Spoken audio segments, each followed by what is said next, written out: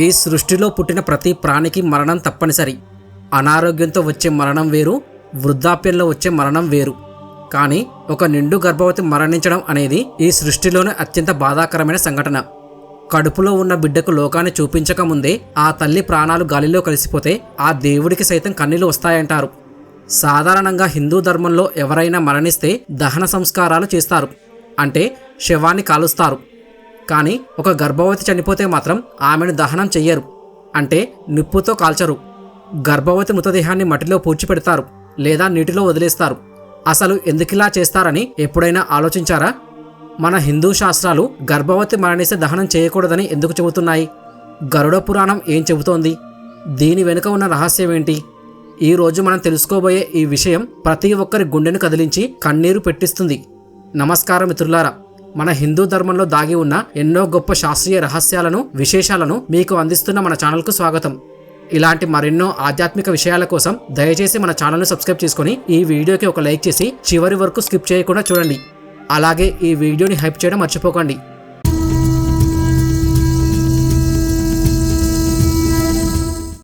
ఒక మహిళ గర్భం దాల్చడం అనేది సృష్టిలో ఒక గొప్ప అద్భుతం.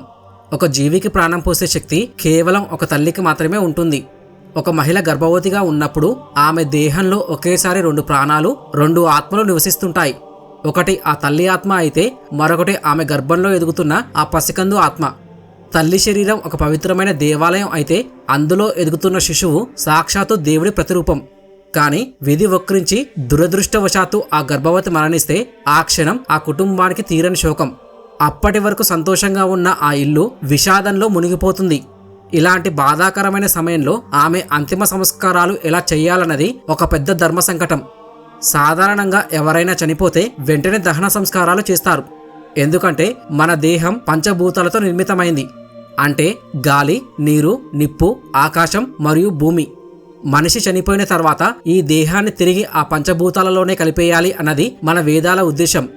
ఎప్పుడైతే శవానికి అగ్ని సంస్కారం చేస్తారో అప్పుడు మానవుని లోపల ఉన్న ఆత్మకు ఒక విషయం అర్థమవుతుంది. ఇక అతని శరీరం కాలిపోయింది, అతనికి ఈ భౌతిక ప్రపంచంతో బంధం తెగిపోయింది అని. ఆత్మకు ఈ దేహంపై ఉన్న మమకారాన్ని, వ్యామోహాన్ని పూర్తిగా తెంచేయడానికే అగ్నిదేవుడికి శరీరాన్ని ఆహుతి చేస్తారు. అగ్ని అనేది ఎంతో పవిత్రమైనది. హిందూ ధర్మం ప్రకారం మానవుడు తన జీవితకాలంలో చేసిన పాపాలను అగ్నిదేవుడు దహించి ఆ ఆత్మను పవిత్రం చేసి పరమాత్మ వైపు పంపిస్తాడు. కానీ ఇదే నియమం ఒక గర్భవతికి ఎందుకు వర్తించదు? ఈ సందేహం రాగానే మన మనసుకు తట్టే మొదటి సమాధానం ఆమె కడుపులో ఉన్న బిడ్డ. అవును, ఆ బిడ్డే ఈ నియమానికి కారణం. అయితే మనిషి జనన మరణాల గురించి, మరణం తర్వాత ఆత్మ ప్రయాణం గురించి అత్యంత స్పష్టంగా వివరించిన పురాణం గరుడ పురాణం. అదేవిధంగా హిందూ ఆచార వ్యవహారాలను వివరించే గ్రంథం ధర్మసింధు. ఈ 2 గ్రంథాలు గర్భవతి మరణం గురించి చాలా స్పష్టమైన నియమాలను పెట్టాయి. శాస్త్రాల ప్రకారం గర్భంలో ఉన్న శిశువు సాక్షాత్తు పరమాత్మతో సమానం. ఆ శిశువుకు ఈ ప్రపంచంతో ఎలాంటి పరిచయం లేదు. కామ, క్రోధ, లోభ, మోహ, మద, మాత్సర్యాలు అనే అర్షడ్వర్గాలు ఆ పసికందుకు అంటలేదు. పుణ్యం అంటే ఏంటో తెలియదు, పాపం అంటే ఏంటో తెలియదు.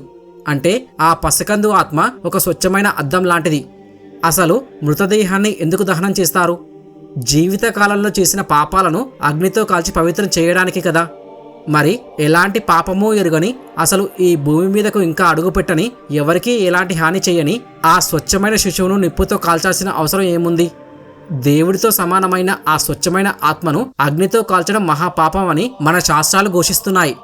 అగ్ని అనేది కఠినమైనది, శిక్ష లాంటిది. ఏ పాపమూ చేయని శిశువును కఠినమైన అగ్నికి ఆహుతి చేయడం ధర్మం కాదు.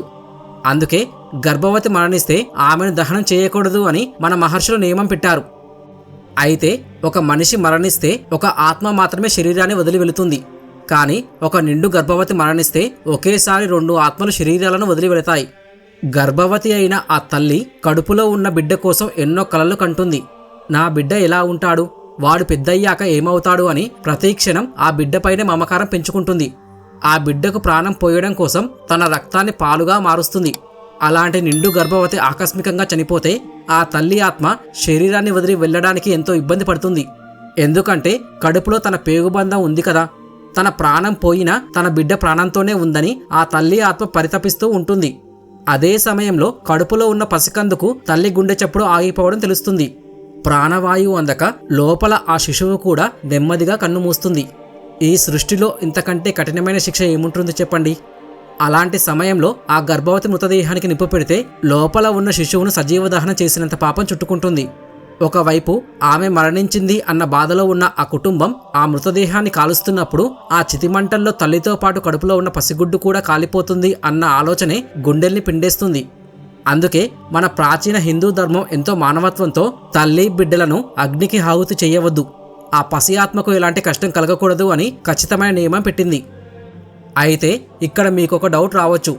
కడుపులో ఉన్నది స్వచ్ఛమైన పసికందు కనుక దహనం చేయకూడదు సరే, మరి ఆమె ఈ భూమి మీద పాపపుణ్యాలు చేసిన మనిషే కదా, ఆమెకు దహన సంస్కారం చేసి ఆత్మశాంతి కలిగించాలి కదా, ఇద్దరిని మట్టిలో పూడ్చిపెడితే తల్లికి మోక్షం ఎలా వస్తుంది అని. ఈ ప్రశ్నకు మన ఋషులు ఎప్పుడో అద్భుతమైన శాస్త్రీయ పరిష్కారం చూపించారు. దీన్నే వేదాలలో దారణం లేదా గర్భధారణం అని అంటారు, అంటే సర్జరీ. పూర్వకాలంలో ఒకవేళ గర్భవతి ఆకస్మికంగా చనిపోతే వెంటనే ఆయుర్వేదంలో లేదా శస్త్రచికిత్సలో నిష్ణాతులైన ఋషులను పిలిపించేవారు. వాళ్ళు ఒక పదునైన ఆయుధంతో మరణించిన తల్లి కడుపులోని శిశువును జాగ్రత్తగా బయటకు తీసేవారు. ఒకవేళ ఆ పసికందు ప్రాణాలతో ఉంటే రక్షించేవారు, లేదు తల్లితో పాటు శిశువు కూడా మరణించి ఉంటే అప్పుడు ఇద్దరికీ వేరువేరుగా అంత్యక్రియలు చేసేవారు. తల్లికి సాధారణ పద్ధతిలో అగ్నితో దహన సంస్కారాలు నిర్వహించి ఆమె ఆత్మకు సద్గతులు కల్పించేవారు. ఇక పసికందు విషయానికి వస్తే ఆ శిశువు శరీరాన్ని పవిత్రమైన గంగాజలంతో కడిగి పట్టుబట్టలు కట్టి పూలతో అలంకరించి భూమాత ఒడిలో పూడ్చిపెట్టేవారు, లేదా పవిత్రమైన నదుల్లో జలసమాధి చేసేవారు. ఎంత అద్భుతమైన ఆలోచన కదా. ఇద్దరికీ న్యాయం జరిగేలా మన హిందూ ధర్మం ఈ పద్ధతిని సూచించింది. కానీ రాను రాను కాలం మారుతున్న కొద్దీ మరణించిన తల్లి కడుపులోని బిడ్డను తీయడం అంటే అది ఒక హింసగా భావించడం మొదలుపెట్టారు. కళ్ళ ముందే మరణించిన తమ ఇంటి ఆడపడుచు కడుపును కోయడం చూడలేక ఆ పద్ధతిని క్రమంగా వదిలేశారు. ఆ తర్వాత నుంచి తల్లి శిశువులను విడదీయకుండా ఇద్దరినీ కలిపే మట్టిలో ఖననం చేయడం లేదా జలసమాధి చేయడం ఆచారంగా మారిపోయింది. అయితే అగ్ని కఠినమైనది, కానీ భూమి దయామయి. భూమాతకు ఎంతో ఓర్పు ఉంటుంది. గర్భంలో ఉన్న శిశువు ఎప్పుడూ చీకటిగా వెచ్చగా ఉండే ఉమ్మనీరులో రక్షించబడుతుంది. ఆ పసికందుకు గట్టి దెబ్బలు తగలకుండా ఆ నీరు ఒక కుషన్లాగా కాపాడుతుంది. అందుకే ఒక గర్భవతి చనిపోయినప్పుడు ఆమెను మరియు ఆమెలోని శిశువును అగ్నిలాంటి కఠినమైన నిప్పుల మీద పడుకోబెట్టకుండా చల్లని భూమాత ఒడిలో పడుకోబెడతారు. భూమి మీద ఒక గొయ్యి తీసి అందులో ఉప్పు, పసుపు, కుంకుమ, గంధం, కర్పూరం మరియు పువ్వులు వేసి ఆ తల్లిని ప్రశాంతంగా నిద్రపుచ్చుతారు. ఇలా చేయడం వల్ల తల్లి కడుపులో నుంచి ఆ శిశువు నేరుగా భూమాత కడుపులోకి వెళ్తుందని అర్థం. మరో పద్ధతిలో కొందరు పవిత్రమైన నదిలో జలసమాధి చేస్తారు. కడుపులో ఉన్నప్పుడు ఎలాగైతే శిశువు ఉమ్మనీరులో సురక్షితంగా ఉన్నాడో మరణం తర్వాత కూడా ఆ గంగామాత నీటిలో సురక్షితంగా ఉంటాడు అని దీని అంతరార్థం. చూశారా, మన హిందూ సంప్రదాయంలో చనిపోయిన తర్వాత కూడా ఒక జీవి పట్ల ఎంతటి దయ, కరుణ మరియు ప్రేమ చూపించారో. ఇక ఆధ్యాత్మిక కోణంలో చూస్తే మానవుడి పుట్టుక ముందు నుంచి మరణం వరకు షోడశ సంస్కారాలు అనే 16 ఆచారాలు ఉంటాయి. గర్భాధానం, పుంసవనం, సీమంతం, జాతకర్మ, నామకరణం, అన్నప్రాసన, ఉపనయనం, వివాహం, ఇలా చివరిగా చేసేది అంత్యేష్టి అంటే అంత్యక్రియలు. గర్భంలో ఉన్న శిశువుకు ఇంకా ఏ సంస్కారాలు జరగలేదు. కనీసం లోకంలో ఒక్కసారి కూడా గాలి పీల్చలేదు. అసలు పేరు కూడా పెట్టలేదు. అలాంటి బిడ్డకు కర్మకాండాలు చేయడం, పిండ ప్రదానం చేయడం, దహనం చేయడం శాస్త్ర విరుద్ధం. పుట్టని శిశువుకు కర్మలు చేసే హక్కు ఎవరికీ లేదు. మరి ఆ ఆత్మల పరిస్థితి ఏంటి? భూమిలో పాతిపెట్టడం వల్ల ఆ తల్లికి బిడ్డకు మోక్షం వస్తుందా అంటే ఖచ్చితంగా వస్తుంది. గరుడ పురాణం ఏం చెబుతోందంటే గర్భంతో ఉన్న మహిళ మరణిస్తే నేరుగా పుణ్యలోకాలకు చేరుకుంటుంది. ఎందుకంటే మాతృత్వం అనేది సృష్టిలోనే ఒక గొప్ప తపస్సు. తన ప్రాణాలను పణంగా పెట్టి మరో ప్రాణానికి జన్మనివ్వాలి అనుకున్న ఆ తల్లి ఒక అమరజీవి. ఆ మహిళ చేసిన ఏకైక పుణ్యం ఆ మాతృత్వమే ఆమె ఆత్మను పరమేశ్వరుడి పాదాల చెంతకు చేరుస్తుంది. ఇక ఆ పసికందు ఎటు స్వచ్ఛమైన దేవుడి రూపమే కాబట్టి ఆ శిశువు ఆత్మ నేరుగా పరమాత్మలో ఐక్యమైపోతుంది. వారు భూత ప్రేత పిశాచాలుగా మారతారు అనేది కేవలం అపోహ మాత్రమే అని ధర్మశాస్త్రాలు చెబుతున్నాయి. అయితే కాలం మారుతోంది. ఇప్పటి ఆధునిక వైద్య విధానంలో ఒకవేళ నిండు గర్భవతి అయిన తల్లికి ఏదైనా ప్రమాదం జరిగి ప్రాణాలు కోల్పోయే పరిస్థితి వస్తే డాక్టర్లు వెంటనే సిజేరియన్ చేసి ఆమె చనిపోయినా సరే బిడ్డను బతికించడానికి ప్రయత్నిస్తున్నారు. ఇది నిజంగా ఆధునిక వైద్యం సాధించిన గొప్ప విజయం. దీనివల్ల తల్లి లేకపోయినా ఆ పసిబిడ్డ అయినా లోకాన్ని చూసే అవకాశం దొరుకుతోంది. ఒకవేళ హాస్పిటల్స్లో తల్లి బిడ్డ ఇద్దరూ మరణిస్తే డాక్టర్లు ఆపరేషన్ చేసి శిశువును బయటికి తీసి కుటుంబ సభ్యులకు అప్పగిస్తున్నారు. ప్రాచీన కాలంలో చేసిన దారుణం పద్ధతిలో లాగే తల్లికి దహన సంస్కారం చేసి పసిబిడ్డను పూలతో అలంకరించి మట్టిలో పూడ్చిపెడుతున్నారు. కానీ ఎక్కడైనా పల్లెటూర్లలో లేదా హఠాత్తుగా ఇంట్లోనే గర్భవతి చనిపోతే ఆ శరీరాన్ని అలాగే ఉంచి గుంట తీసి మట్టిలో ఖననం చేసే పద్ధతే ఇప్పటికీ పాటిస్తున్నారు. ఆ సమయంలో ఆ తల్లిని చూస్తే రాతి గుండె అయినా కరిగిపోవాల్సిందే. ఆ తల్లి తన బిడ్డకు వేయాల్సిన బట్టలు, బొమ్మలు అన్నీ ఆ గోతిలో వేసి మట్టి కప్పుతారు. ఆ దృశ్యం చూస్తే ప్రకృతి కూడా కన్నీరు పెడుతుంది. చనిపోవడం అనే చేదు నిజాన్ని ఎవరూ తప్పించుకోలేరు. కానీ పుట్టక ముందే తల్లితో పాటు అనంత లోకాలకు పయనమయ్యే ఆ పసి ఆత్మలు, వారికి జన్మనివ్వలేక కన్నుమూసిన ఆ తల్లులు ఎప్పుడూ పూజనీయులే. మన హిందూ ధర్మం ప్రతి ప్రాణి పట్ల, చివరికి పుట్టని శిశువు పట్ల కూడా ఎంతటి ప్రేమను, దయను, సైంటిఫిక్ లాజిక్ను చూపిస్తుందో ఈ నియమం ద్వారా మనకు అర్థమవుతుంది. అగ్నితో కాల్చి శిక్షించకుండా చల్లని భూమాత ఒడిలో పడుకోబెట్టి ప్రశాంతంగా నిద్రపో తల్లి అని సాగనంపడమే మన ధర్మం నేర్పిన గొప్ప మానవత్వం. ఈ వీడియో చూస్తున్న ప్రతి ఒక్కరూ కామెంట్స్లో ఓం శాంతి అని టైప్ చేసి అలా అర్ధాంతరంగా చనిపోయిన తల్లి బిడ్డల ఆత్మలకు శాంతి చేకూరాలని ఆ దేవుడిని ప్రార్థిద్దాం.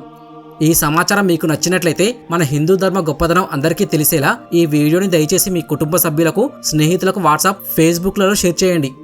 హిందూ సంస్కృతికి సంబంధించిన ఇలాంటి ఎన్నో విలువైన, రహస్యమైన విషయాలు తెలుసుకోవడానికి మన ఛానల్ని సబ్స్క్రైబ్ చేసుకొని పక్కనే ఉన్న బెల్ ఐకాన్ని క్లిక్ చేయండి. మరో అద్భుతమైన ఆధ్యాత్మిక వీడియోతో మళ్ళీ కలుద్దాం. అంతవరకు సెలవు. నమస్కారం. సర్వేజన సుఖినో భవంతు. ఓం శాంతి శాంతి.